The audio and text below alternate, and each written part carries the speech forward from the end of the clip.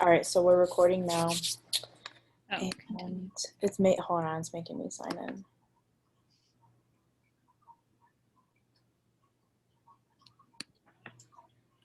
Are you still connected with me? Yeah, I can see everything. Oh, hold on, I don't know.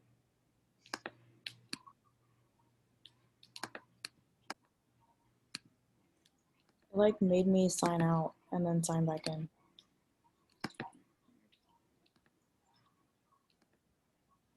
Okay, so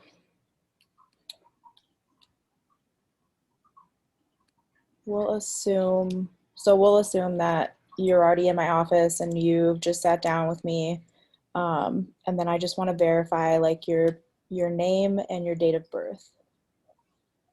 Okay. So name is Catherine Cook. Date of birth September 1st, 98. Okay, thank you for giving me that information. I just want to let you know that throughout this session, everything is going to be completely confidential. None of this information will be released to anyone unless there are um, actual forms of self-harm, or if you're planning on harming another person, or following your intent if you have any intent. So I just want to let you know everything is confidential and will not leave this room. Um, let's see. So I have here in front of me that you filled out a questionnaire regarding like your depression and anxiety symptoms, and it seems from the questionnaire that you're just feeling a little bit more down and hopeless. Would you want to kind of discuss your feelings that you're currently going through right now? Yeah, so currently just going through a lot, super overwhelmed with like life right now. I just lost my job, so I've been feeling really depressed and hopeless throughout the past month. Had some thoughts about harming myself, and they've progressively just kind of gotten worse over the last couple of weeks. Oh, wow. That's definitely a lot to go through. And I definitely understand where you're coming from and feeling just super overwhelmed with a lot of these life changes that have happened. Thank you for sharing that with me. And I'm just here to let you know that I'm here to support you and be there for you. And if you don't mind, I'd really like to ask some further questions. You had mentioned that you were thinking of you were having some like suicidal thoughts. What do those look like for you? Yeah, so when I get really overwhelmed or just feel really stressed out about my current situation, I think about maybe harming myself with a sharp object or feeling like I would be better off not alive than my current state. Just feeling like people might be better off without me just because I lost my job and they don't seem like they care about me, so I shouldn't care about myself. Oh, wow. That's some really heavy topics. It seems like you were telling me that you're having some negative thoughts and that you feel like people are better off without you. And those are some very heavy thoughts. About how often are you thinking that, a day or a week? Can you give me like a time frame? Probably I would say a couple times a week I have like a big meltdown about it and those thoughts kind of race through my head. Mm, okay. And do these thoughts develop into any more of like an intent, or do you have a plan of like what sharp object you're going to use, and maybe like what time, like give me a situation if you were actually, if you wanted to do this, what would your plan be? I honestly haven't thought about like doing it in real life. I've just thought it through in my brain that maybe I'd want to harm myself with something, but at the same time, I don't really want to. So I'm pretty confused in my head about that. I don't really have a plan to Okay. do it, it's more of a thought. Okay. All right. That's really good information to know. And I just appreciate you opening up to me and letting me know that. I'm definitely going to be here for you and try to help figure out how to kind of ease these thoughts, because they do seem to be intrusive and overwhelming to you. So we'll definitely try to get that taken care of during our session and talk more about it today. Just a few more questions. In the past, have you thought about this, or is this more recent, or have you had previous thoughts about hurting yourself, or have you previously hurted yourself before this life situation? I would say I haven't really thought about it in the past other than this last month or so. It's just become really overwhelming. But nothing I could say. My life's been pretty good other than losing my job and just feeling kind of worthless. Okay. And have you previously received any medical or psychiatric treatment? Have you had medicine for your anxiety and depression before? No, nothing crazy or anything. Just feel like my life's been fine up until about a month ago. Okay. What are you currently doing to practice coping with the situation that you're in? Or are you looking to have more resources from the session? I think I'm just trying to find a way to like have more positive thoughts and get more motivation to go out and find a new job and find people that I can open up to more about just how I'm feeling. Okay. Okay. That definitely sounds like you are looking forward, like you're looking forward to the future, and that you do see yourself finding a way out of the situation that you're in right now. So it's very good to have positive thoughts for the future. So I really just want to commend you for that. And then if you don't mind, I'm going to go through some symptoms and you can let me know if you're experiencing them or not. Um, for depression, in the past few weeks, have you felt sad or depressed that it makes you not want to do things that you enjoy? Yes.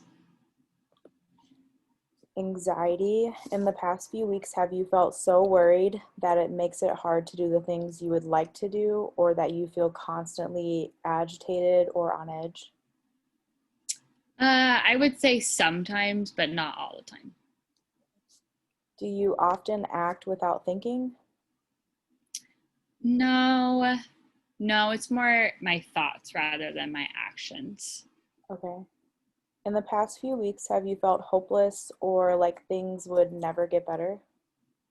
Yes. In the past few weeks, have you felt like you couldn't enjoy the things that usually make you happy? Yes. Have you been keeping to yourself more than usual, kind of being isolative? Yes.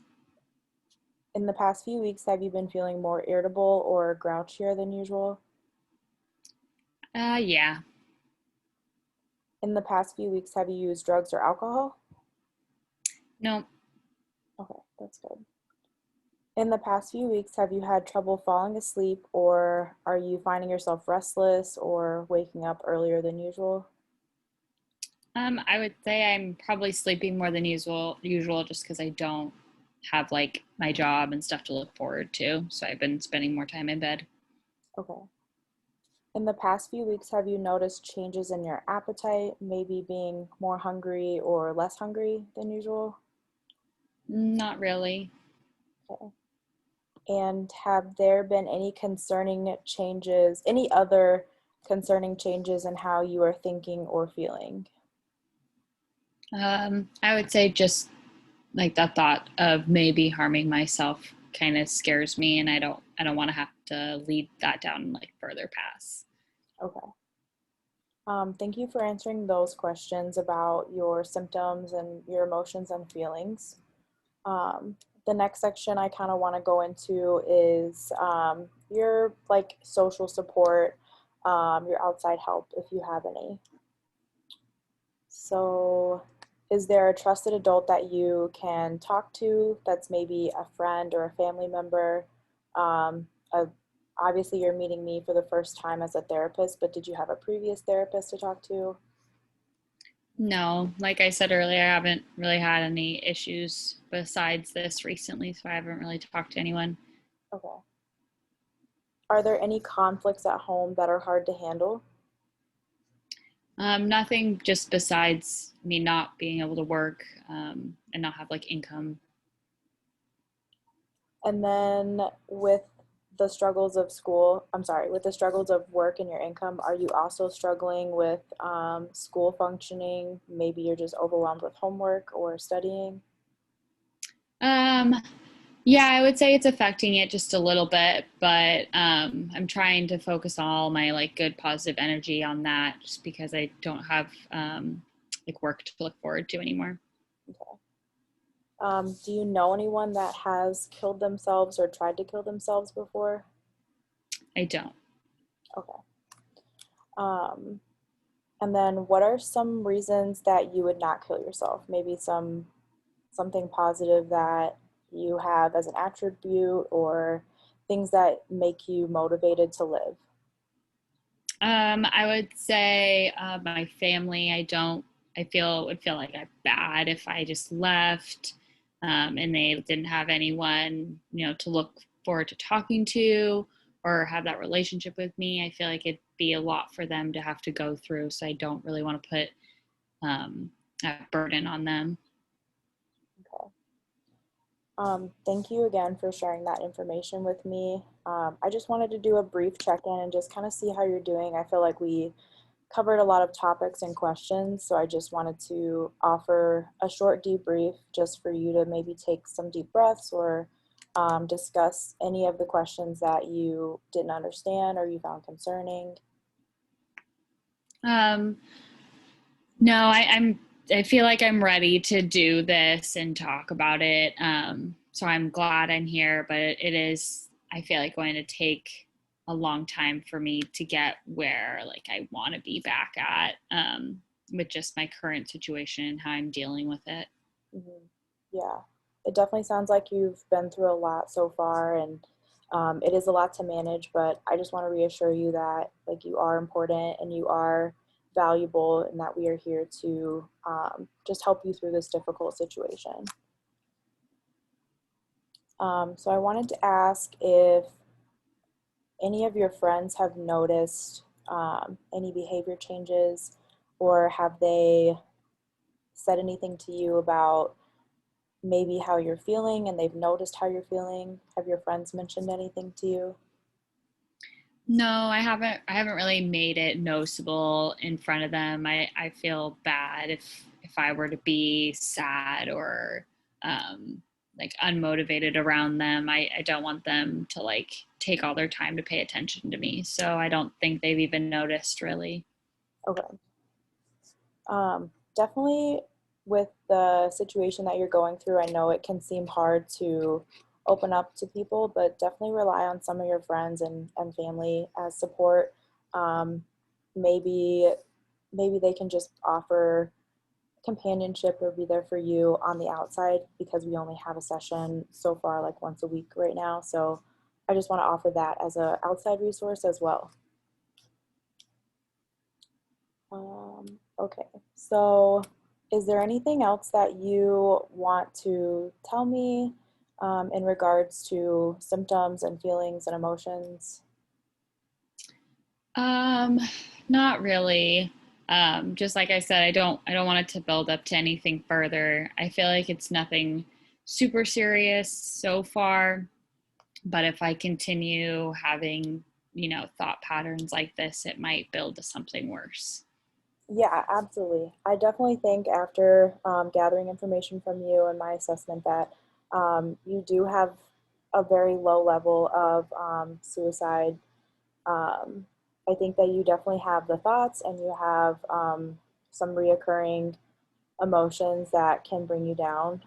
So I definitely want to address those and maybe build a safety plan with you so that way we can help rewire those thoughts into more positive thoughts, and then finding a way to distract you from having negative thoughts, and then also building a list of coping strategies for you to, if you are having those thoughts, turn to those coping strategies.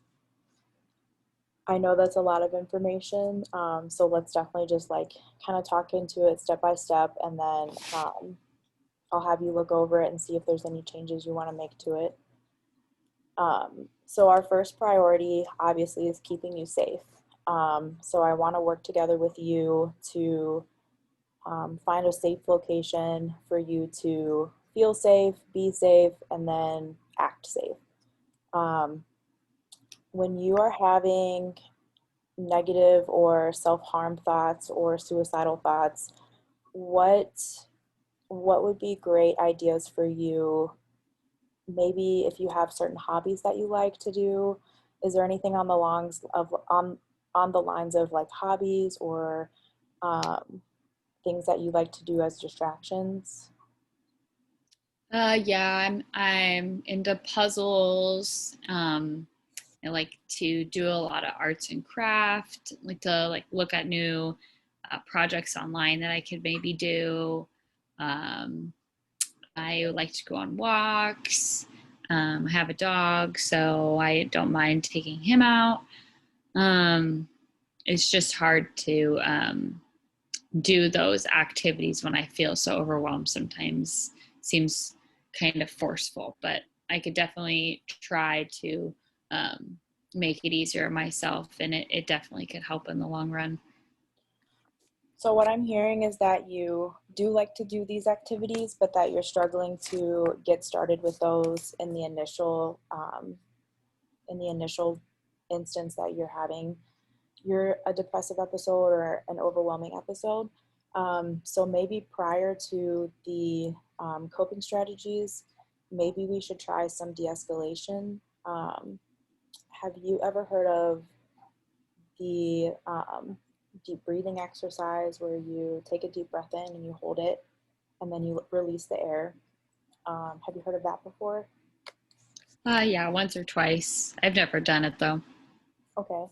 Um, that would be a really great de-escalation strategy. So just maybe for like 2 breaths, why don't we try it together and see if you feel some relief with it. So take a deep breath in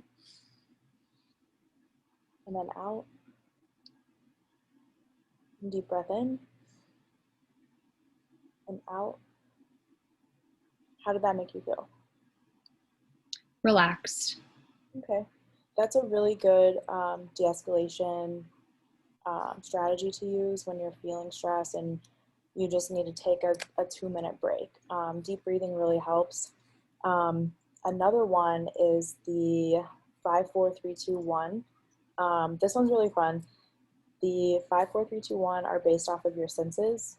So 5 things that you can see, and then 4 things that you can taste, 3 things that you can smell, 2 things that you can touch, and then 1 thing that you, did I say see already? I think so. Yeah. Okay, anyway, the 5 senses. Yeah. That really can ground somebody when they're feeling overwhelmed. That's another option. And then third, I really think that if you're having an overwhelming situation, um, physically walking away, that may take a little extra like emphasis from you. If you do say that you're struggling to just like find the motivation to get up and go do something, definitely just walking away when you're feeling overwhelmed can help you like take a step back and look at the situation on the outside. How are you feeling about maybe trying some of those options? I feel good. I definitely could try, like you said, when I'm having like a really hard moment, trying to do one of those things to help decrease my thoughts and symptoms. Yeah, absolutely. Um, so those could be some like pre-coping, and then you'll have your coping strategies such as going on a walk with your dog, doing a puzzle, those types of activities. Um, and then once you've kind of gone through those coping strategies, then definitely take a look around of like, do you feel safe in the environment that you're in? Do you feel safe for yourself to be able to go and do those activities? Um, if you have thoughts of self-harm, I really want you to focus on being out of reach of sharp objects, um, and then try to be away from like potentially dangerous items that are like sharp objects or like scissors or like string, stuff like that. Do you think that that's something you could make a priority? Yeah, definitely. Okay. Um, and then at the end of this, I just want to let you know that if there were further situations that in the case that you happen to um, submit to the self-harm, that you should reach out to someone for help. If they're not around, try to scream or get someone to call 911 for you.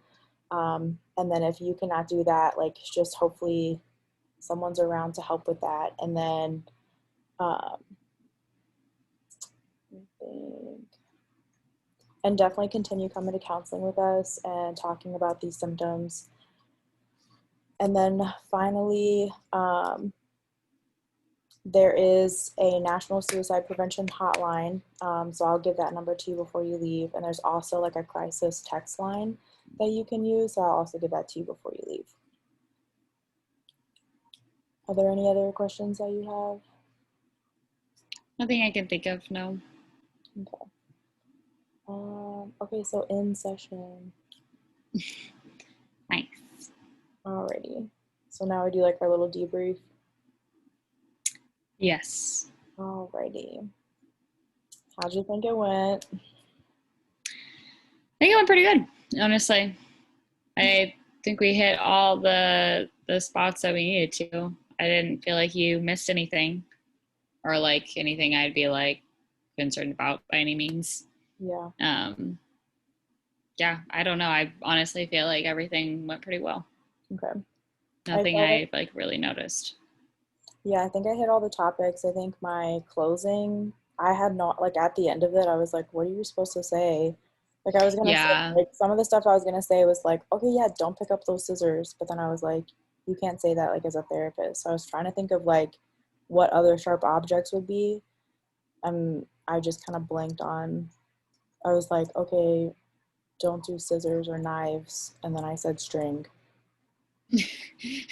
I mean, yeah, I feel like, yeah, I feel like closing is just also kind of tricky because it's hard to be really smooth with it and feel like comfortable with them and feeling like you hit every point, besides Yeah. closing. But Or to like make it feel natural when this like setting is obviously not natural. It's like yeah, we're like yeah, I forced to think, do this.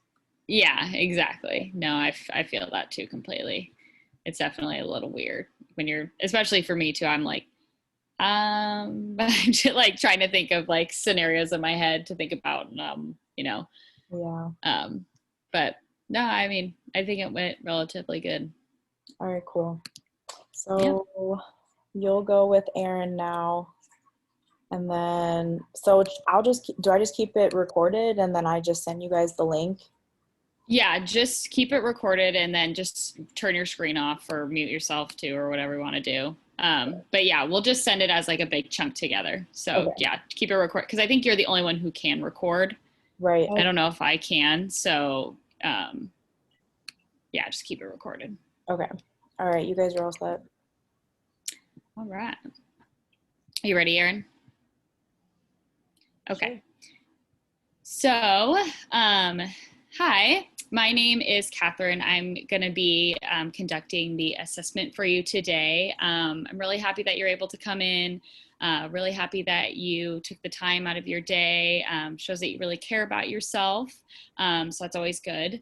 I just want to reassure you that any information that we're going to be discussing today will be kept completely confidential, just between us. Unless there is a duty to warn due to potential harm of yourself or someone around you. It's my ethical responsibility to communicate that to authorities or to someone that I feel could keep you safe. So if that occurs at any time or by the end of the assessment, I feel there is an ethical duty to do so. I just want to let you know that that is part of my job to do that. So, but other than that, everything will stay between you and I. If you want other people to know, we can discuss that and fill out forms for who you want to have that information relayed to. we can discuss that after the session. Before we begin talking about the assessment and just how you're overall feeling today, do you have any questions before we begin? No question. No questions? Okay.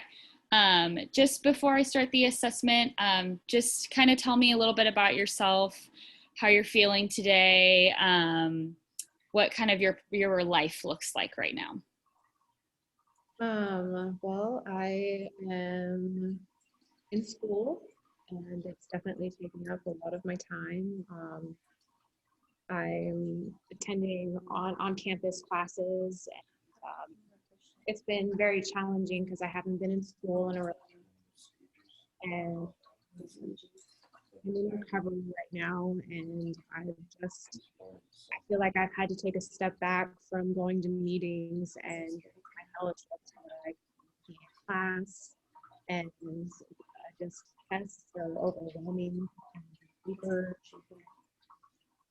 just life and school and work and family, and it's just all, I feel like it's all just drowning. Right. Well, thank you for sharing that with me. I really appreciate that. And it, like you said, life can be really challenging. It's hard to juggle a whole bunch of stuff on your plate at once. So I really appreciate you opening up about that and being able to talk to me about that. Like I said, life can be really challenging. So we're going to find a way, though, to make this work. We're going to find some balance in your life and find some way to help you, get through with these issues and these problems that are arising in your life. So if you don't mind, we're just going to go ahead and move forward with the assessment process, if that's something you're comfortable with. Awesome. Okay. So just right at the beginning of this assessment process, just if you could tell me your first and last name and your date of birth. My name is Erin Cardine, August 15th, 1988. Perfect, thank you. Just filling this out as we go so that I'm able to have your information on file in case we need to go back, check anything. Like I said, if there's some sort of duty to warn, I want to be able to have some documentation for it. And let me know if you have any questions or if you feel overwhelmed throughout this process at any point. We can always talk, we can always debrief. I'll try to give you some space in between questions, but if you do feel overwhelmed by any means, please just let me know. So just the first part, we're just gonna talk about a few things. Basically, overall, in the past couple weeks, have you had any thoughts of killing yourself or suicidal thoughts? I have this. You have, okay. And how often do you feel like those are happening? Do you feel like it's a couple times a day, a couple times a week? I would say a couple times a week. A couple times a week. Okay, I'm really sorry to hear that. I mean, that's a lot to go through, and I know, like you said, you're going through a lot right now, so it can be really overwhelming. And when was the last time you had one of these thoughts most recently? A couple days ago. A couple days ago, okay. And nothing since the last couple days? Everything's felt okay so far? So far. So far, okay, good. All right, so do you have any thoughts? You don't have any thoughts right now of harming yourself during this session currently? No. Okay, good, that's good to hear. Are you feeling comfortable with this right now? Yeah. Okay, perfect, good to hear. All right, so do you have any sort of plan of wanting to harm yourself, within the near future? The ideas are not necessarily a plan. It's just I'll be walking down the street and in the moment think that it would be so easy to step in front of a car. And do you feel like you could do that at any point? Is it kind of like an impulse sort of plan that you're thinking of rather than a whole planned out plan? It's more impulsive. Yeah. And is there something leading up to these thoughts at all? Just Get down. No. Lay down. About everything that I started, about just not being able to get everything done, being a failure. It sounds like it's just everything's adding up on top of each other, and you don't feel like you kind of have an escape for it. Yeah. Okay. That can be extremely overwhelming. So I'm glad you're opening up about it. Even talking about little things like that can definitely just make someone feel like a little bit of weight is off their shoulders. So it's good that we're talking about this. I'm glad that you're being so open and honest. Okay, so we're just going to move forward with the next questions. Have you ever tried to hurt yourself, or have you ever tried to kill yourself more recently or in the past? I have not, no. If not. And has like anything within like the last couple of years, have you ever tried any of these things rather than just more recently? No, I've never actually attempted. There was always a fear of if I didn't follow through, then I'd have to live with those consequences. I haven't had the power to follow through. Okay. Well, I'm glad that you haven't, gone through with it. It shows that you do care about yourself, even in the littlest bit, that you care about living and you care about maybe those around you that want you to live or your environment. So I'm really glad that you're able to stop yourself from doing that, even if it is planned out or impulsive. So we're just going to keep moving forward if you're okay with that. Just want to check in and make sure everything's okay. Okay, awesome. So we're going to go through kind of a list of symptoms. It's going to kind of be a little bit repetitive. And just let me know kind of yes or no if these are happening within your life or if they're not.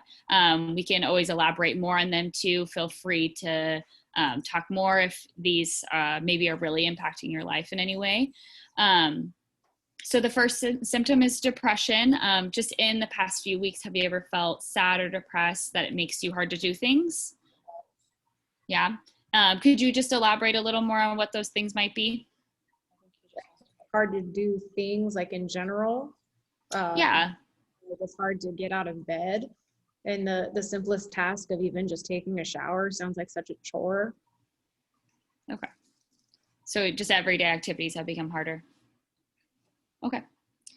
So for anxiety in the past couple of weeks, have you felt worried that it makes it hard to do things that you would like to do, or you can consistently feel on edge about anything? Yeah. Okay. Let's see. So a recklessness and impulsive activity. Do you act without thinking? It sounded like a little bit earlier that you were talking about how sometimes you want to hop in front of a car, just out of impulse. So it sounds like that has been happening a lot. Well, I don't ever actually act on it, so I don't have impulsive thoughts, but Okay. they do come into my mind. Okay. So hopelessness is next. In the past few weeks, have you felt hopeless, like things would never get better? Okay. Okay. And in the past few weeks, have you felt like you couldn't enjoy things that usually make you happy? Yeah. Okay. Have you been keeping to yourself more than usual? Kind of like a skill that I have, isolating. I'm really good at it. So oftentimes the people surrounding you don't really understand that this is maybe going on in your life. Correct. Like I don't know if they would care or not, because I just haven't even gotten honest with them about what's going on. Okay. Okay. Well, I'm sure they do care about you. Sounds like, you got a good enough support system around you. So I do encourage you to try to reach out if you can. Just having that support, like I talked about earlier, being able to openly talk about it, just even lifts weights off your shoulders. Because keeping it to yourself can become more overwhelming over time. So we're going to just keep moving forward with the symptoms. In the past few weeks, have you felt more irritable or grouchier than usual? Yeah. That would go along with like nothing really cheers me up anymore. Right. Grouchy state. Right. Okay.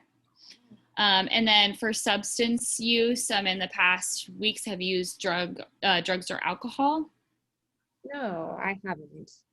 Oh, good to hear. Good, because that we don't want to involve that, just especially with the state of mind you're in right now. So that's really good to hear. I'm glad. For sleep, have you had any trouble sleeping or found yourself maybe waking up in the middle of the night, early morning, staying in bed a lot? Yeah, and in fact, it's definitely been a reoccurring thing. Like I can't sleep at night, and I get up periodically throughout the night, and I find myself at the fridge for comfort, basically like on the hour. And then when morning comes, I'm too exhausted to do anything, and so I just stay in bed all day, and then that's my life. So your thoughts have definitely affected your sleep patterns, it sounds like. Okay. And for appetite, kind of sounds like you said you're near the fridge at night. Has your appetite changed? Are you more hungry, less hungry than you usually are? I basically, since I don't use drugs or alcohol, I turn to food for comfort, and it has been becoming a problem. Gotcha. And that is pretty normal too, with people going through a lot, they do turn to food. Food is a lot of our comfort. So just know that you're not alone with that. That does happen to a lot of people. And then are there any sort of concerning changes about how you're thinking or feeling that maybe I should be aware of? How do you mean? Just has there been any more like added stress along with your life? Changes maybe like a divorce going on, a recent death, anything that might be leading you more to these impulsive or concerning thoughts that you have? Well, I'm also in a relationship. Um, it's been really challenging in the relationship because he sees my behaviors and doesn't really know what's going on with me, and I haven't been honest with him, and so I get a lot of backlash from him, and so it's really taking a toll on me that it's affecting the relationship as well. So it sounds like he doesn't understand the perspective of what you're going through. So he's kind of making his own perspective about the situation, which can be very challenging in a relationship when you're on two different playing fields. So I definitely encourage you to talk openly about how you're feeling with him so that you guys are able to understand each other. During this time, especially, you need a lot of support.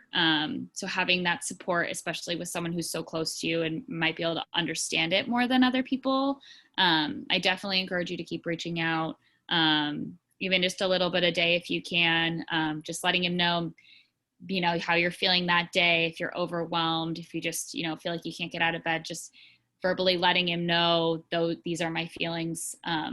That way he just has a better understanding. You don't have to explain yourself by any means, but just so he knows, so you're able to talk to him if you need to. We're going to continue moving forward past the symptoms, if that's okay with you. Okay, so we're kind of what we were just talking about with the support.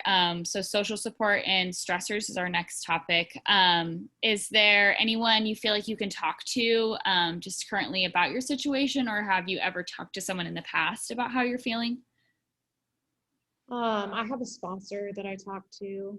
I haven't called her in a while. Okay. So just not more recently. Have you talked to her about any sort of similar feelings that you've had currently right now in the past with her? Yeah, and her answer is always the same. Have you gone to a meeting yet? Have you prayed?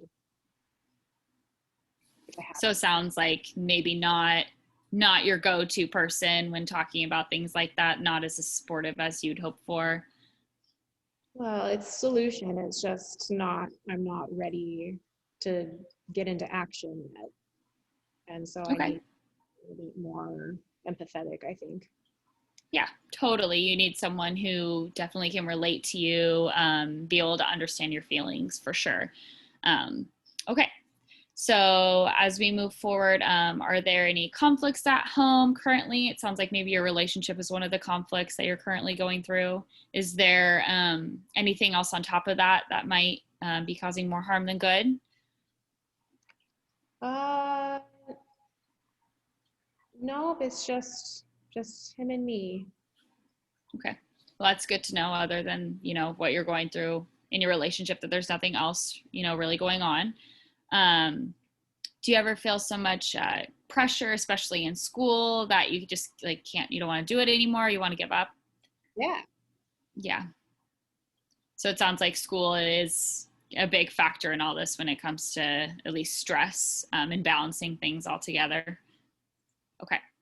All right. Have you ever been picked on before? Have anything hurt your self-esteem that maybe could lead up to this? Oh, interesting. I never thought about that. I was bullied a lot when I was younger in middle school. And honestly, like my parents weren't very supportive either. Nothing was ever good enough.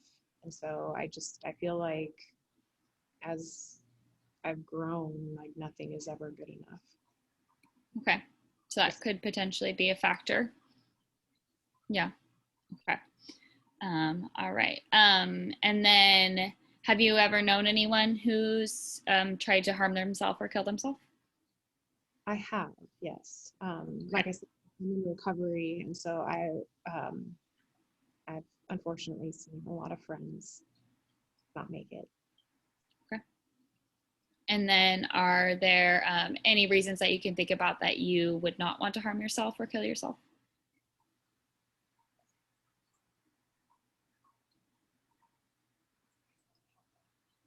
Um,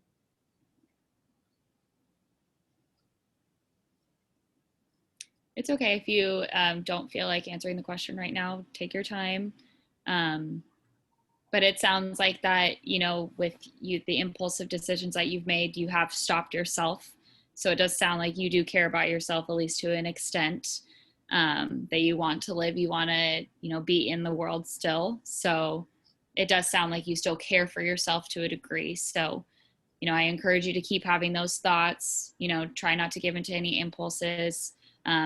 We're going to go over in just a few minutes some good strategies and some good coping mechanisms to help, continue staying away from any sort of harm to yourself or to others. Okay. So we're just going to move forward. Do you know anyone, maybe besides, I know you mentioned that in your relationship, he has noticed some of your thought patterns and behaviors change. Is there anyone else that has seen that? Just to confirm that. I don't think, because we live together, and so he gets to see those things. But like my other support groups and fellowships, I just stopped going, and so they don't actually see what's how I've changed. They just know that I'm not there anymore. Right. Okay. Good to know. So we're just going to kind of go over a good safety plan for you. I really appreciate you just going over all those thoughts, feelings, experiences, relationships. That's a lot for, someone to talk about. So I really appreciate you just kind of giving me the open, honest truth. It definitely helps for me to know what I can do best to, work together, you and I, to find a good treatment process, some good strategies and techniques, coping mechanisms that will work best for you in your current situation. So I really appreciate that. I want to help you as best I can, especially through this hard time, just so you don't have any more of those thoughts or potentially lead to something worse. So we're just going to kind of go on to the safety plan of what we could try to do, at least for the time being, until we're able to discuss more in our further sessions. So we're just going to discuss maybe some coping mechanisms that would work. Is there anything, any interests or techniques that maybe you can think about that might help you from like getting away from the thoughts that you might be having recently? Music. Okay, that's a good one. Do you like to listen to music or do you like to play music? I like to listen to music, and I love to sing. Okay. So I would say, you know, maybe when you're having these thoughts, find a good playlist to listen to, or find a good album to listen to, so that you're able to kind of sit down, think about something else, maybe try to listen to the music, go into the lyrics, decode them. I think that's always fun, just going through and seeing the meaning behind the song. So that would be a really great way for you to just go ahead and calm down and relax. There's lots of different types of music, obviously. So, you know, you could able to like find a good genre that kind of suits how you feel in the moment, or maybe even the opposite of how you feel, just to try to calm your body and your mind down. Is there anything else that you could think of in the moment, or just music per se? Well, I do love to exercise, but I mean, when my energy is this low, I can't seem to muster the strength to do anything. Right. Totally. So, you know, maybe just start off small, just going on a walk around the block, just something brief so that you're able to just get your mind off it for the moment. I know it can be really hard to get up and try to find that motivation, especially, you know, with your sleeping patterns lately, that can be really challenging. So I'd encourage you to just do little things at a time, you know, maybe just walk around the block, and then the next day walking a little bit farther or trying something different. I know yoga is a great form of energy relief, and good exercise. So maybe trying something like that. And even a quick Google search of just different exercises might be a good way to just start your brain moving of what would work best for you. But that's a good start. That sounds great that, you know, try to maybe get a little bit of exercise, you know, listen to music is always a good idea with those thoughts that are happening right now. So we're just going to move on with our safety plan. Just make sure, you know, since you haven't really had any thoughts of, you know, harming yourself with objects, maybe I would encourage you to just stay a little bit more away from, you know, the cars around you if you are having those thoughts, those impulsive thoughts, keeping your distance from things like that that maybe you think could trigger your thoughts or make them worse. Like I said, you know, walking around the block might be great, but maybe just keep your distance, know where you're going, staying away from maybe busy streets, all that kind of stuff, so that you're not putting yourself in any harmful situations. And then the last thing I'm just going to ask you is if you feel like you could keep yourself safe, at least within the next time we meet each other. Do you feel like in the future you could keep yourself safe? Yes. Yeah. And is there anything you want to maybe add to the safety plan that we've discussed, or anything else you could think of? Not really. Okay. Well, I'm glad we were able to sort that out and get some ideas at least going for now until we can, you know, dig a little deeper and find other techniques that might work. So if you at any point do feel like symptoms are getting worse, you just can't escape your thoughts, you feel like you might harm yourself, please make sure that you reach out to someone, whether that is the authorities, a friend, you're in your relationship, anything that might, you know, stop this from pursuing, please do so. You can always reach out to me. You have my phone number. Feel free to call at any time. I will definitely be there to support you and, you know, try to help you out as best as I can, to make sure there's no harm done. There's hospitals nearby, emergency facilities that definitely can be beneficial in a time in a crisis like this. So don't ever hesitate. It's definitely for the best. And I know you've said before that you do care about yourself at least to an extent, to not like have these things already happen to you. So try to keep that in mind, that, you know, the people around you are looking out for you. So yeah, we're just gonna kind of continue talking, I hope in the future. So as we follow through these next couple sessions, we'll, you know, maybe discuss some of the things on our assessment that we did today. Like I said, it's going to be on file. So if you'd like, we can go back and look over some things that we touched on, maybe dig deeper, and continue, you know, finding out maybe the underlying reason and causes and ways that we can help you cope with it. At this time, I'm going to go ahead and give you the phone number for the suicide prevention line. I'm going to email you over the hospital's number, the authorities' numbers, so that you're able to have any sort of emergency phone numbers, just, you know, whenever you have those intensive thoughts. There's also a crisis line that you can text if you feel more comfortable doing that rather being on the phone. A lot of different resources. And over time, once we learn more about, you know, location, all that kind of stuff, we'll be able to dig deep further into those resources. Is there any questions that you have for me, just kind of moving forward from this? Okay. Well, if you think of any questions or concerns or anything, please don't hesitate to reach out to me at any time. I'm available 24/7 to you. So I'm just, you know, excited that, you know, you're here. We're going to continue talking about this, just over the next couple weeks, really dig deep into what we can do to help.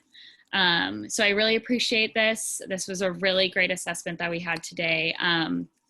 I look forward to seeing you in the future, and I hope that we can schedule some future meetings if that works for you. Okay, well, great, Erin. I really appreciate it all. Thank you so much for sharing. I will see you next week. Thank you. Yeah, you're welcome. Okay. All right, Erin, what are your thoughts? So I thought that went really well. You hit a lot of basically everything. There was one moment, I think, in the very beginning that I tried to elaborate on a thought, and I feel like you were already transitioning to another question, and we kind of were overlapping talking. Yeah. And so I kind of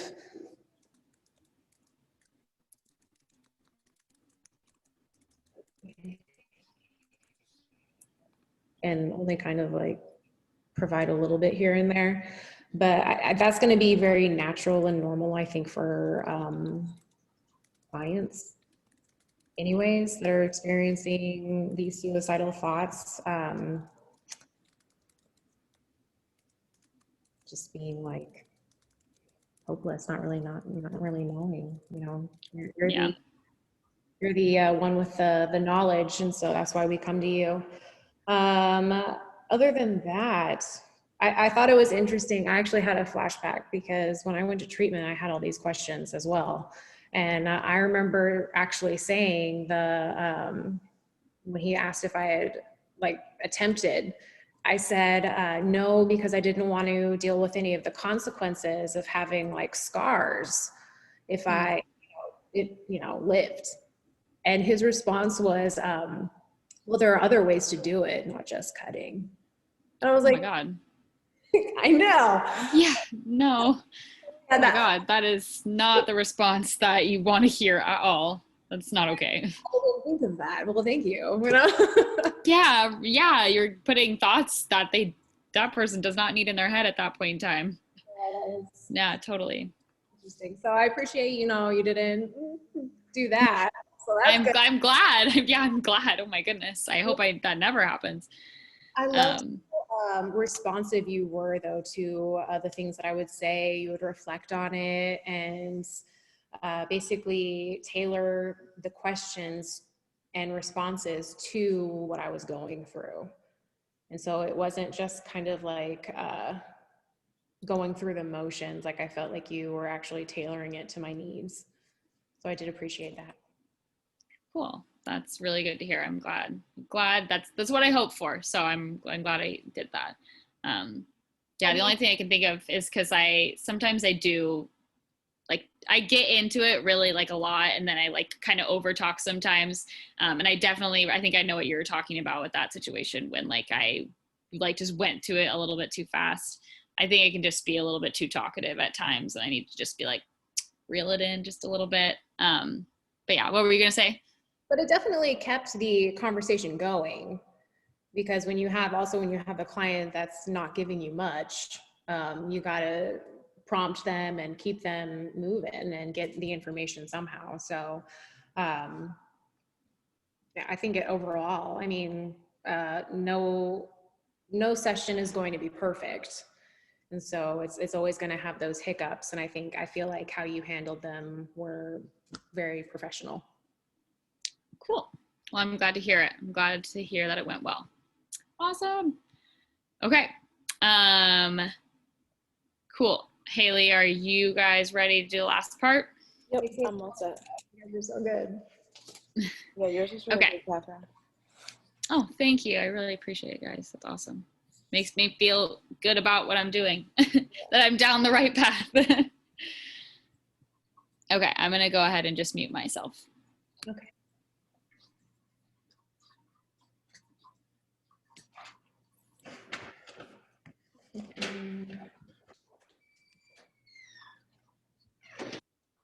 Oh, Can you hear me? yes. Okay.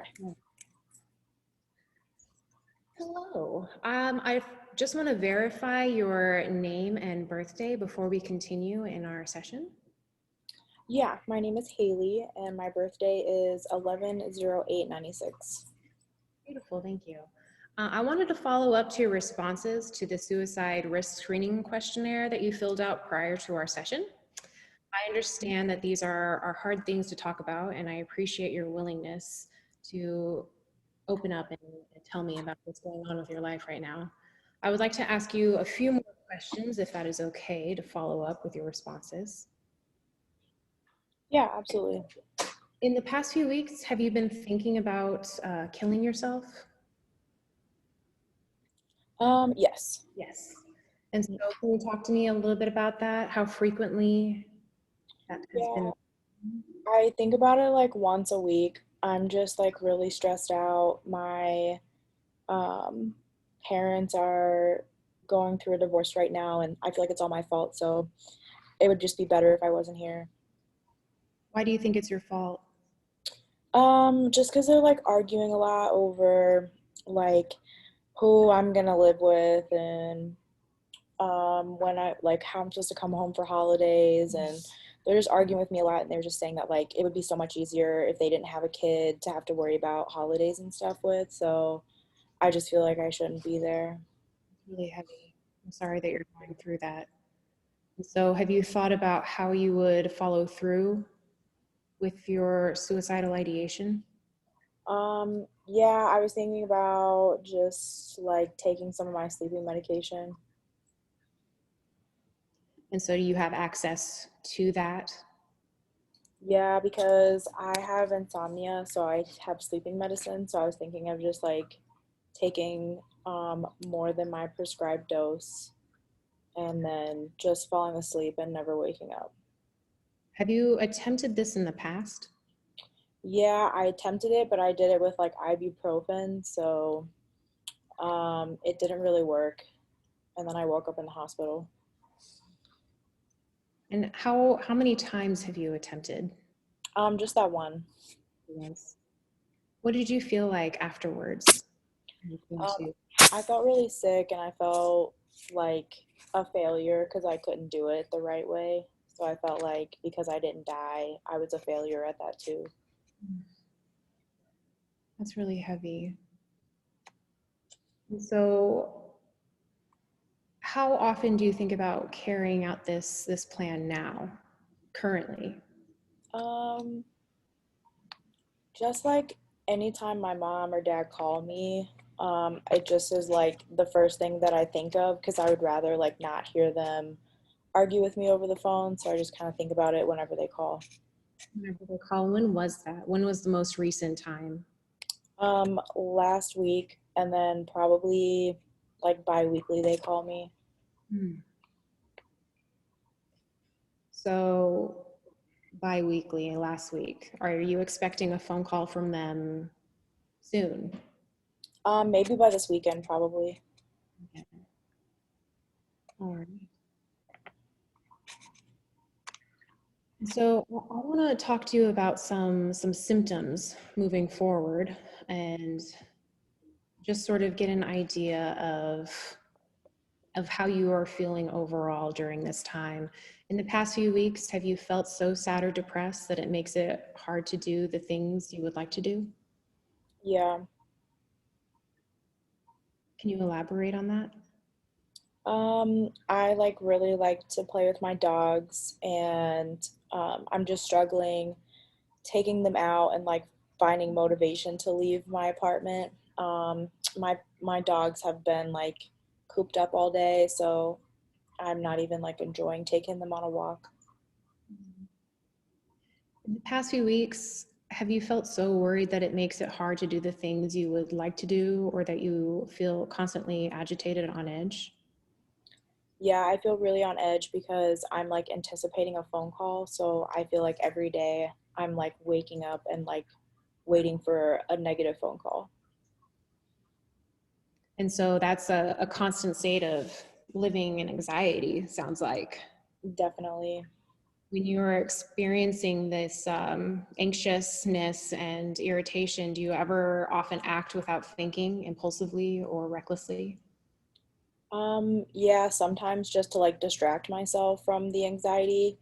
So like one time my friend had texted me and was like, "Let's go get a tattoo." And so I left work in the middle of the day and like went and got a tattoo. And that was like obviously not a good decision. What tattoo did you get? I just got like a little heart on my side. Well, that sounds hopeful, at least, just showing your body love, literally. Mhm. What about in the past few weeks? Have you felt hopeless, like things would never get better? Um, yeah, probably like hopeless of feeling like my parents will never stop arguing or my parents will never like be happy. And have you felt like you couldn't enjoy the things that usually make you happy? Yeah, I can't really enjoy like hanging out with friends because I'm just always like thinking, oh, that they're gonna call me when I'm with my friends, so then I don't go and hang out with my friends. So it's like really distracting. So you've been isolating more often Yeah, during this time, not actually hanging out with friends or spending time with any other support. right. No, I'm definitely just by myself in the apartment. And do you feel more irritable or grouchy than usual? Um, no, not so much irritable, just kind of timid to myself. All right. So during this time when you're isolating and you're keeping to yourself and you're timid, do you ever use drugs or alcohol to sort of fill that void for yourself? No, but I've been eating a lot of candy recently. Ah, all right. That's, I can understand that other outlet for comfort food, turning to things that like sugar or other things for comfort. Mhm. Have you had trouble falling asleep or found yourself waking up in the middle of the night or earlier than usual in the morning? Currently no, because I have been diagnosed with insomnia for like 3 or 4 years now. So my medicine has like stabled me out. So I currently don't have any sleeping issues. Okay. In the past few weeks, have you noticed changes in your appetite, like being less hungry or more hungry than usual? You had mentioned turning to candy. Is this a frequent thing that you do? Are there other days that you don't indulge and you just go the other way and don't have anything at all? No, my diet's pretty much the same. I just, at the end of the day, like when I'm watching TV or doing homework, I just snack on some candy. Okay. And have there been any other concerning changes on how you are thinking or feeling as of lately that you want to share right now? Nothing that I've already told you about. So I want to talk about your social support and stressors because it sounds like your parents, who are usually supportive for their children, seem to be more of a stressor for you and not a good support system. And it sounds like the friends that you typically go to, you've been isolating from in order to kind of manage that stress of, if my parents call and I'm with them, it's going to create drama. And so you've isolated from your support system. Are there any trusted adults you can talk to at all that you have in your corner? Yeah, some of my coworkers are really supportive and they've been like urging me to talk to a therapist, so that's why I wanted to meet with you and go over this assessment. Those are some good coworkers to have as friends, definitely looking out for your well-being. Definitely good people to have in your corner that are looking out for your best intentions. So, are there any other conflicts at home other than the parents for you that are hard for you to handle? No, just my parents' divorce right now has been the hardest, just because I haven't really thought about how to do that as an adult, like an adult child. So it's just kind of figuring it out, especially with like holidays and stuff coming up. I'm really concerned about like which parent I'm supposed to go to.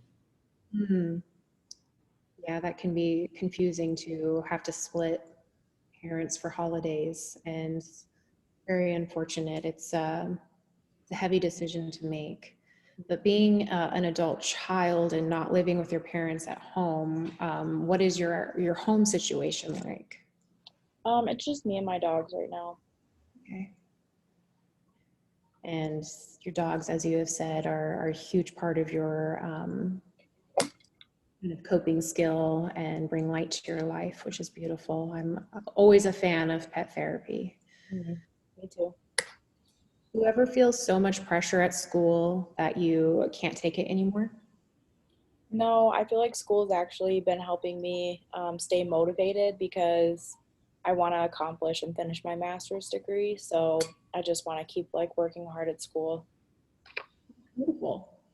Have you made any connections with any of the other students? Yeah, I previously had a group counseling class, and I was in a group of like 7 girls. And so we decided that after the class was over, we could still be in our group me chat and like just kind of discuss things and vent. And it's been a really nice outlet. And talking about professors that have like frustrated us a little bit, which I'm sure everyone can relate to. So it's been really nice to have that support.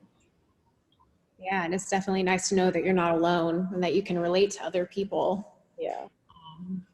Have you opened up to them about what you're going through at all with your family situation? No, because we live in like different parts of the world and states, so I don't really like have that big of a connection with them other than just like school level stuff. Okay. In the past, have you ever been bullied or picked on, or are you currently being bullied or picked on? No, but everyone gets bullied when they're like in pre grade school. I know that's a tough age to be for sure. Do you ever feel like your parents bully you at all, or try to get you to choose sides? Yeah, I mean, they definitely talk down to me a lot and like make me feel guilty for picking the other parent and vice versa. It made me feel guilty for like not being close to them because I live 12 hours away. So they just make me feel like I'm a bad kid for leaving and um, not being closer and around them. Yeah, that's really heavy. It sounds like they're going through a lot too, and it's not fair for them to put that on you, especially when you're just going through school, getting your master's for yourself, doing all the things that you know that you're supposed to be doing, and that can be heavy. What are some of the reasons you would not kill yourself? My dogs would be alone, Hmm. and I wouldn't finish my master's degree. I think that's good for right now. Mm-hmm. And talk to me about your dogs. How many do you have? I have two. Two. What are they? One's a coonhound and one's a peekapoo. Aw. What are their names? Spanky and Diesel. Aw, that's adorable. Like I said, pet therapy is the best. So let's talk about a safety plan. So for future progress, I would like to discuss coping strategies with you and talk about a safety contract that we can make together to ensure your safety when these stressful situations come up. For instance, you said that you are expecting a phone call from your parents pretty soon, within the weekend. And so when that happens, having a way to get yourself out of your crisis situation, your coping strategies is very essential to have. And so let's talk about some coping strategies to manage your stress. What is it that do you have any healthy coping strategies that you turn to? I was actually thinking of just turning off my phone and just kind of disconnecting and not being available to have them talk to me on the phone because it's just arguing. So I can just turn my phone off. Okay, and what do you plan on doing when you turn your phone off? Um, Maybe watch a movie. Um, Probably my homework is due on Saturday, so maybe do some homework since it's the weekend. So a movie, some homework. So these are great ways for preventing the phone call from even happening, but we can't avoid our parents forever, unfortunately. So do you have any coping strategies for when you do talk to them and you get a feeling of hopelessness? No, but I was hoping you could give me some. All right, beautiful. Yeah, I definitely love to explore different activities, and it really is just unique as into what you would be interested in. You had mentioned liking television or watching movies. What kind of movies do you like? I like thrillers and crime movies. Ooh. So things that are definitely thought-provoking. Have you Mhm. ever thought of journaling or writing down your emotions or feelings in the moment to just kind of get it out? Yeah, I actually journal a lot. So I have a lot of journals that I go through, and they're not like journals of like what I did today. Some of them are like story prompts. So it'll be like write about a time when you saw a rainbow, and then you write about that. So it's more of like happy memories, Okay. and stuff like that, versus of like I'm mad about something. But I also have journals for that too, so I could do both.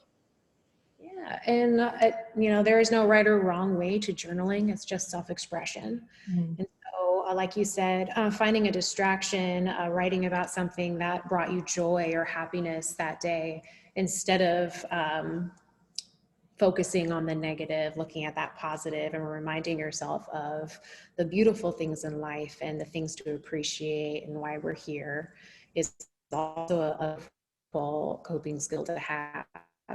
Mhm. And it sounds like you have a very creative mind. Have you ever tried other creative arts? I do paint by numbers sometimes. Yeah, how is that? It's really good. Some people think that they're like legit paintings when I'm done. Oh, that sounds interesting. I definitely need to put that on the list for me to try someday, because it definitely sounds. Um, uh, oh, I'm all about the arts and crafts, so I love the painting. So that's beautiful. Yeah. What about, so you've got journaling options, painting options. Do you use exercise or music or Any other outlets? No, not really. Not really. Mm-mm. So what kind of music do you listen to? Just whatever's on the radio.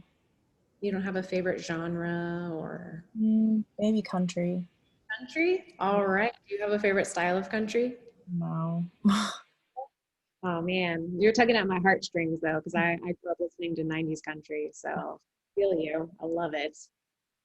Sometimes putting on a song from like your childhood or something can once again bring that back, those positive memories. We associate memories to music. Mhm. Also, our body regulates to tempo. And so, if you find yourself, you just got off the phone, you're in a panicked mode, your heart's racing, putting on a song where the beats are 60 beats per minute or slower will actually bring your heart rate down. And so it will alleviate that anxiety and stress, kind of get you into a more calm state. It's one way to utilize the hearing sense when we talk about the senses and self-soothing. Do you use any other senses for any coping? You had mentioned visual, so with visual, the visual arts, and then looking at a rainbow. We've talked about hearing. What about smell? Are there any kind of smells that bring you happiness? Yeah, when I bake like cookies or something. Yeah. And Yeah. I've heard that cooking and baking is very soothing for those that can actually do it.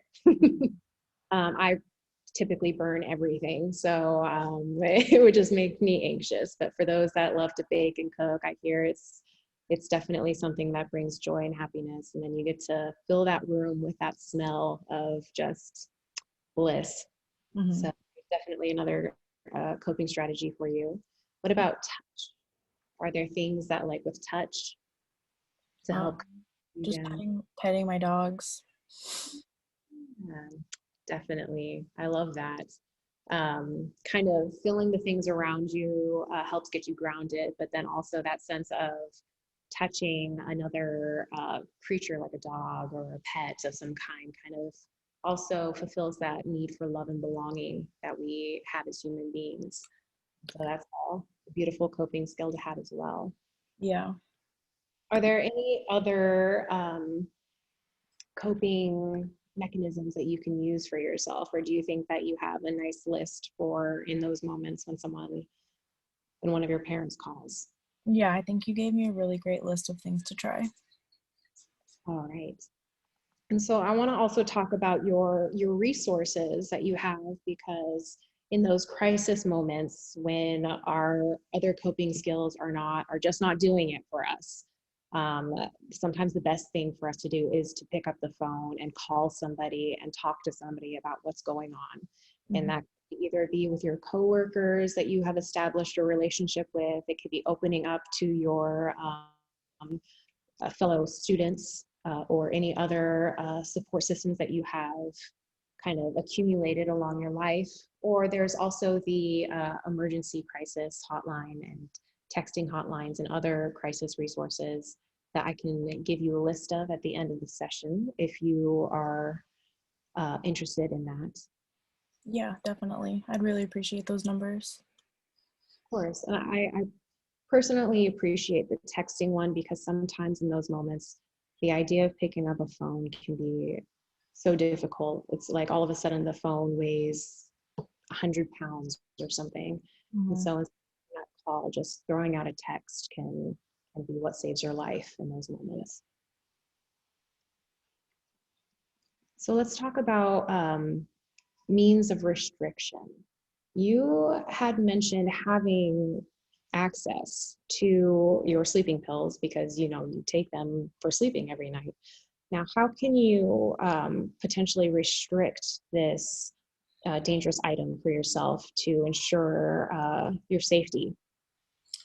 I put all of my required medicine into like a pill box for like the week. So then that way I just take what I need to and then have the rest of the bottle like put away. So I'm having to go through like an extra step to get to it. Versus like right now I just take like whatever's in my container. for the one night. So I feel like that's really helpful with not having like the entire bottle by my bedside. I agree. That's a good plan to have for yourself. Hmm.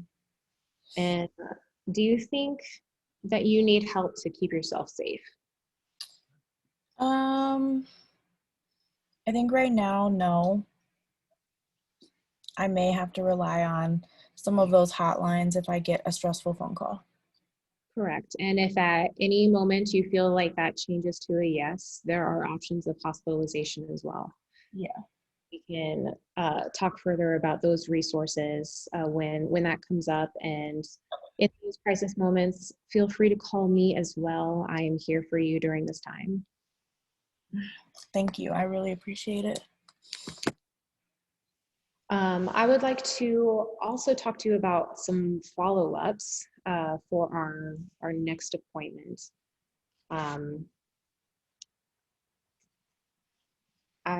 Considering the information that you have given me, I would like to follow up within the week, potentially after you get your phone call, and see how your coping mechanisms worked out for you, if they didn't work out for you. Once again, if you are in crisis mode, like definitely call me and we'll get you in immediately to discuss what's going on and get your safety. Your safety is our first priority. And we'll talk about further evaluation and follow up on further risk if necessary. So are there any other questions, comments, concerns that you may have? No, I think that's it. You were really helpful. Okay. Then I look forward to following up with you soon. And I look forward to getting a set schedule with you in the calendar so that we can meet consistently and get this taken care of for you. All right, cool. Thank you so much. Good deal. So, how do you think it went? I thought you did really well. I thought you like elaborated on all of the topics that needed to be covered. And you even asked like, cause I tried to be like a difficult client. So I was like, yes. And then you were like, okay, tell me more. So I'm glad that you used like your probing skills, to get that. And then I thought like your closure was really good. I like suck at closures. I never know like what to say. So I'm always like, okay, bye. But you had like a really good like, hey, I'll follow up with you. Here's our plan. And then here's like a way of accountability. So I thought that was like really cool too. And I definitely will incorporate that into like my future like practice sessions and real sessions for sure. And then also in the middle, my laptop died, so that's why I had to come into my room and like sit on the floor. So I was wondering what was going on. yeah, sorry about that. My laptop was on like 2% and I was like, oh my gosh, I'm recording this. Like I need to go plug up. Oh man, could you imagine the crisis if you like just ended it? I'm like, oh no. Yeah, would have been very bad. So yeah, that's why I got up in the middle. But yeah, overall I thought you did really, really good. And so, what could I have done better or differently? Did you notice? Um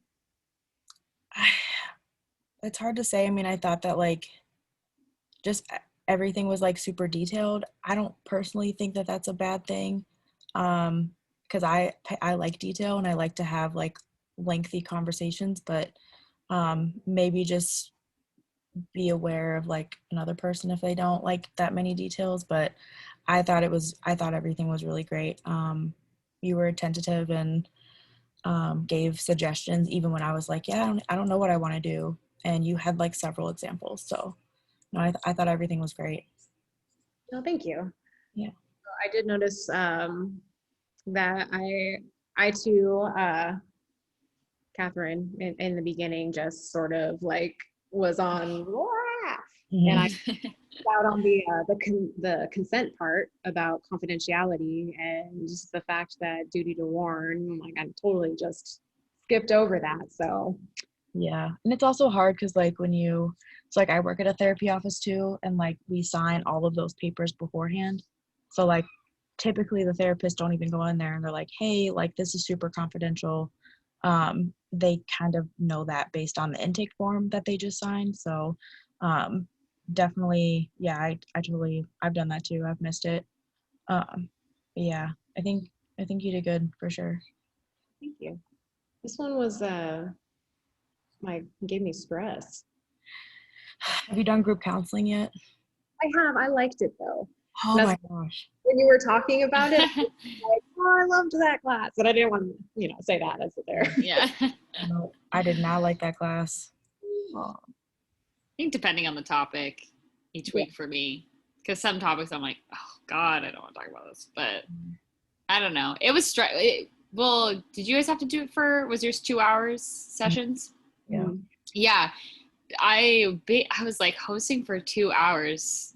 It definitely stressed me out. But then once I was doing it, it felt much more natural than I anticipated. So, but yeah, that class was actually kind of fun. Mm-hmm.